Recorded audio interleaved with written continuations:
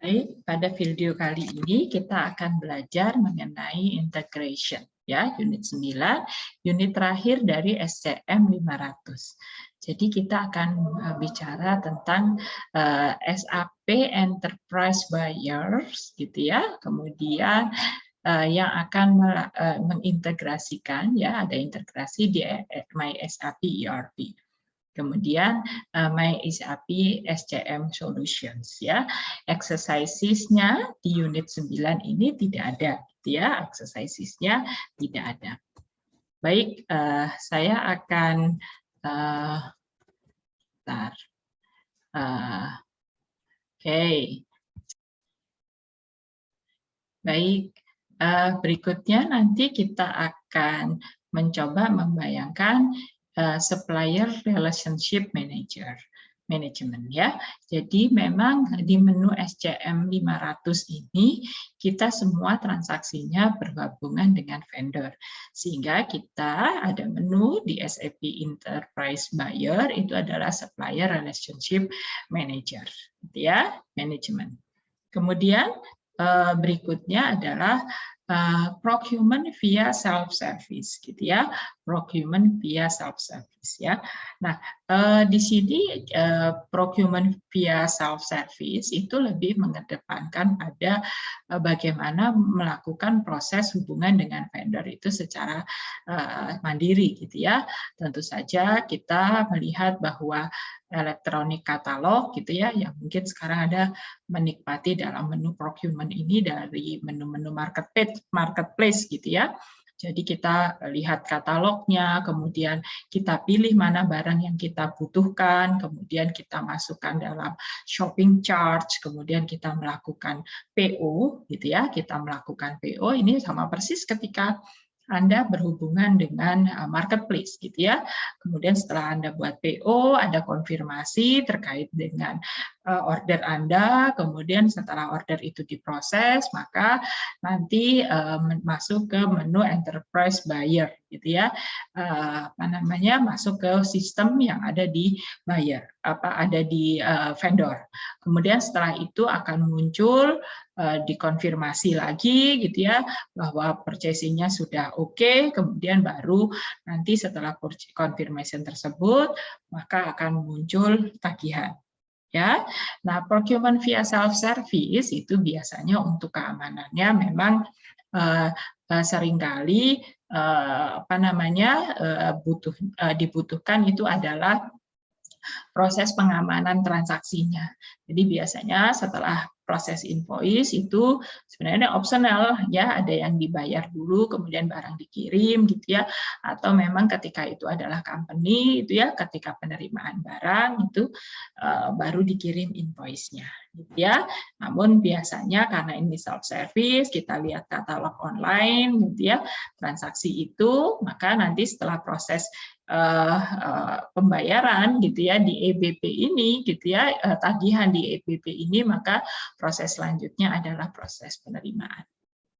Ya, kemudian kita paham bahwa typical rules in SAP Enterprise Buyer, gitu ya, bahwa ada pihak-pihak yang saling berkaitan, ya, ada employee, ada manager, kemudian juga ada vendor, gitu ya. Kemudian masing-masing ini kalau di dalam teknologinya itu harus dibedakan, gitu ya, dibedakan perannya masing-masing, ya. Selain sebagai pengamanan sistem, itu juga terutama yang paling utama itu adalah hak akses, ya.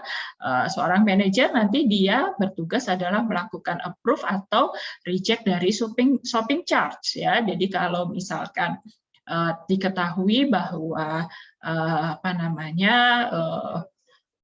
daftar pembelinya, bayarnya ini adalah buyer yang sudah terkenal ruwet, gitu ya, istilahnya, maka dia punya tugas untuk melakukan approver atau melakukan reject, gitu ya.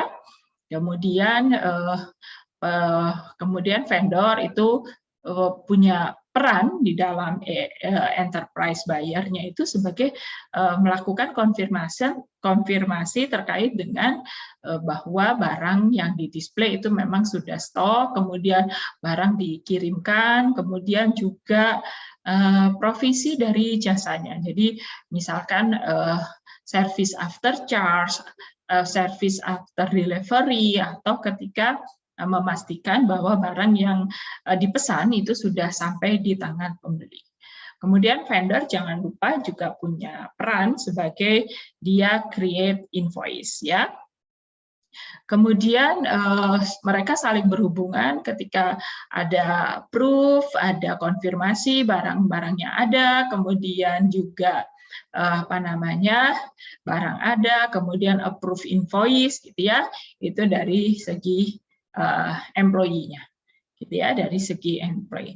Cek status dari shopping chart, ya. Jadi jauh sebelum kita banyak mengenal marketplace, itu sebenarnya SEP Enterprise Buyer itu sudah menyediakan informasi terkait dengan apabila ada transaksi yang dilakukan secara online, gitu ya, apabila dilakukan secara online. Nah, Anda mungkin bisa membayangkannya adalah ketika Anda bertransaksi melalui marketplace, gitu ya. Kemudian di sini tadi sebenarnya classic skenario-nya tuh begini, gitu ya. Create item in shopping chart, kemudian diproses jadi order, kemudian ada purchase requisition, kemudian muncul PO, kemudian habis PO good receive, kemudian invoice, gitu ya.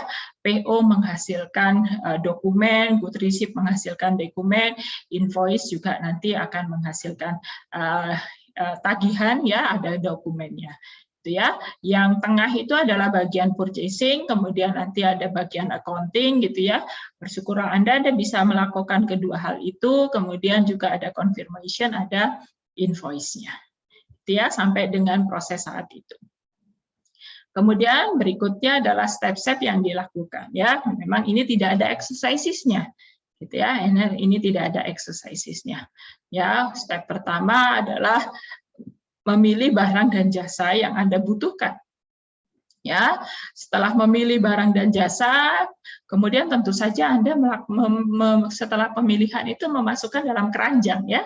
Kalau di marketplace itu namanya di dalam cart-nya, gitu ya, shopping cart-nya.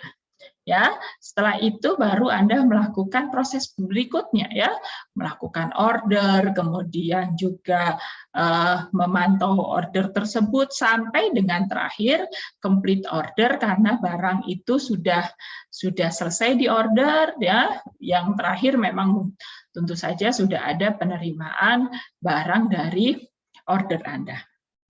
Ya, sama gitu ya, enter confirmation, ya, confirmation good and services, ya. Jadi kalau sudah PO, kemudian confirmation item, kemudian barangnya itu kita konfirmasi sudah kita terima, terakhir itu tentu saja kita akan menerima tagihan dari vendor tersebut, gitu ya. Kemudian juga kita akan memproses tagihannya apakah sesuai dengan barang yang kita pesan, kemudian sesuai dengan PO, atau juga sesuai dengan barang yang kita terima, gitu ya. Kalau sudah sesuai, maka transaksinya selesai, gitu ya. Akan dilakukan proses pembayaran, tergantung dari pembayaran nanti di menu accounting, ya, mau dibayar sebagian, dibayar dicicil, atau dibayar lunas. Nah, setelah proses SCM 500 ini yang Anda pelajari ada di AC010, yaitu di menu accounting, ya. Sehingga nanti sebenarnya untuk memaintain hubungan dari perusahaan dengan vendor itu ada yang Anda pelajari selalu adalah supply chain, ya, dari vendor to customer, ya. Makanya ketika itu selalu ada proses, ya, perusahaan itu ada tangannya, gitu ya. Ada barang yang ditransfer dari vendor, kemudian barang itu tentu saja tergantung, gitu ya. Kalau manufacturing good, ya dia ada proses di dalamnya. Kalau dia adalah trading goods, maka nanti dia akan proses mengalihkan ke distributor, retailer, sampai barang itu sampai ke customer, ya. SAP bisa memfasilitasi itu pada menu-menu yang dibutuhkan oleh perusahaan, gitu ya, pada menu-menu yang diperlukan oleh perusahaan. Intinya adalah memudahkan proses, mempercepat pengambilan keputusan, kemudian juga Tentu saja sistem itu membantu setiap kebutuhan Anda, bukan mempersulit Anda. Demikian, selamat belajar untuk sertifikasi, gitu ya. Terima kasih. Selamat, Anda telah selesai semua materi di SCM 500. Terima kasih.